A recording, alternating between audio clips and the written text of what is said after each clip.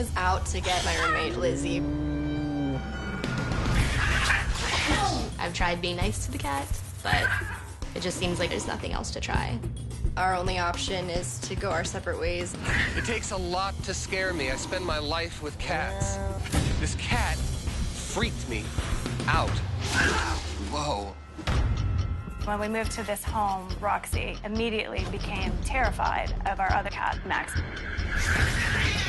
It's like a switch was just turned on, and she hates the other cat.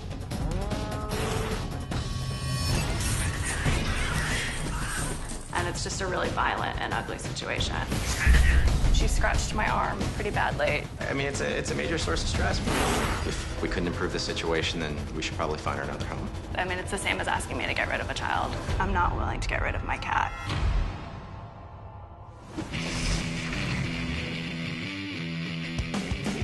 I'm Jackson Galaxy. I'm a musician by night and a cat behaviorist by day. I've met cats with all kinds of problems. But I've never met one I couldn't help. In my career, I've worked with thousands of cats, one-on-one, analyzing their behaviors and retraining them and their guardians. When relationships are at an end, I feel like I have to choose between my best friends. and cat guardians have reached their emotional limit, It's the end of the line. I'm their last hope. I think your fear feeds the dynamic between the two of you. Cats have 9 lives, but humans only have 1.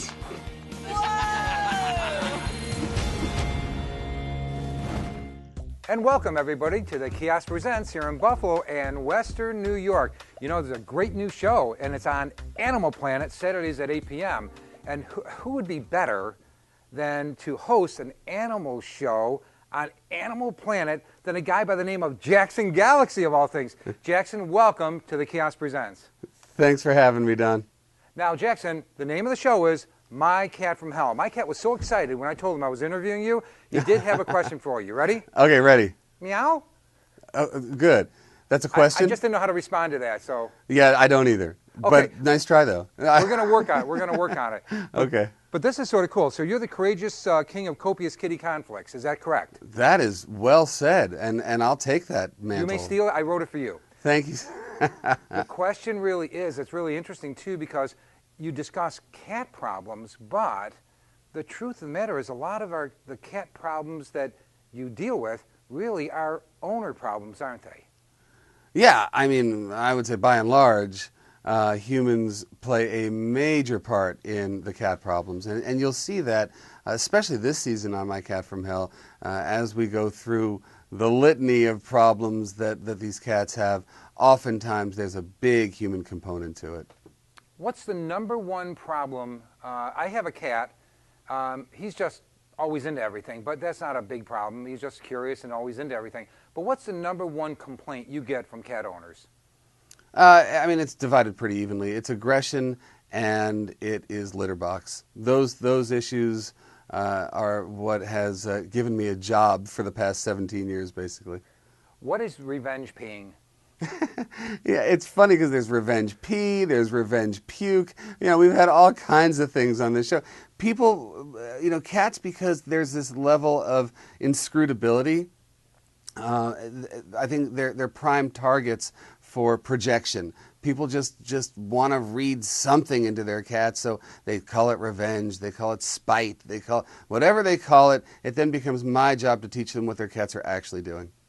Well, I wasn't sure I was a cat lover until I bought brand new leather furniture, had it delivered that morning, came home that night, and the cat had chewed off all the ends of the furniture, of the brand new leather furniture, and he's still with me. Isn't that cute? I mean, doesn't that prove that I just bought him the most expensive kitty chew toy in America? In America, and it's amazing. The fact that you didn't, well, I get the call all the time, I'm at the end of my rope. The fact that you weren't at the end of your rope immediately is a testament to you. I love it.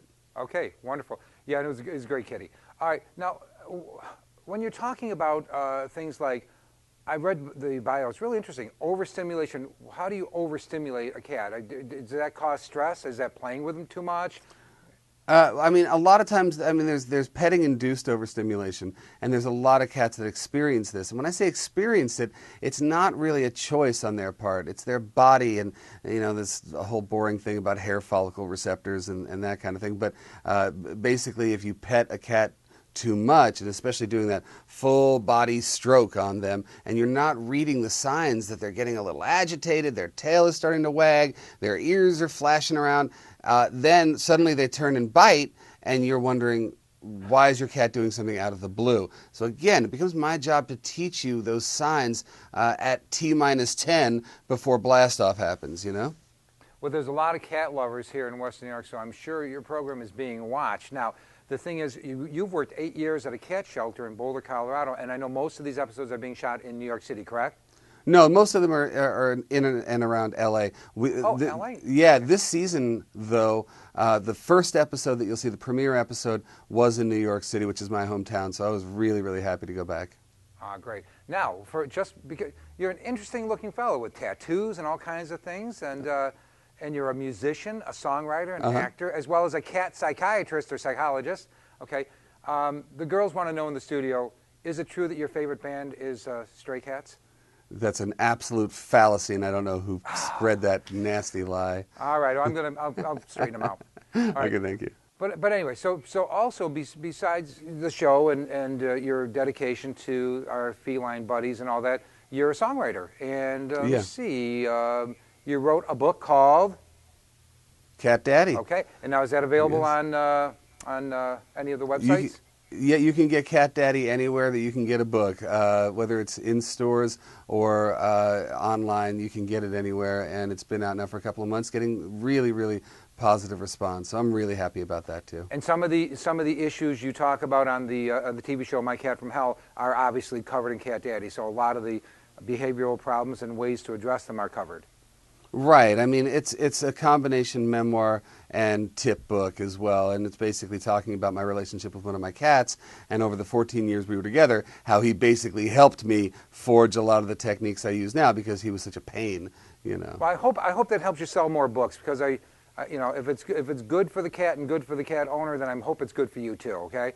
Well, thank you so much. And one more thing: holistic remedies for animals, spirit Yes, sir. essences. Tell me about that. Yes. I'm dying to hear about it. Spirit Essences is a business that I've run for years now.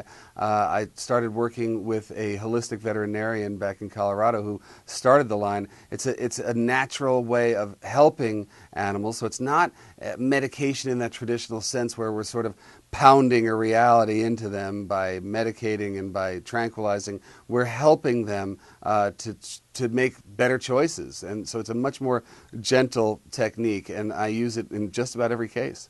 Well, there you have it, cat lovers. Jackson Galaxy, I named him the Courageous King of Copious Kitty Conflicts, and the show is My Cat from Hell on Animal Planet, Saturdays at 8 p.m. Great. He's got a book, he's got a show. If you love cats, you can't miss it. And we're going to have all 1 million people, because we're all cat lovers here in Western New York, watch your show. That's for sure. Wonderful. Thank you so much, Don. Thank you for joining us here in Buffalo, New York on the Kiosk Presents. What a beautiful day to do what I do. Today, I'm going over to Laura and Lizzie's house. This is not such a beautiful thing. They sent me in some video of this cat, Penny Lane, flat out attacks.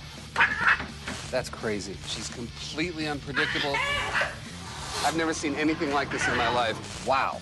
The violence is tearing these two roommates and best friends apart. I gotta get over there.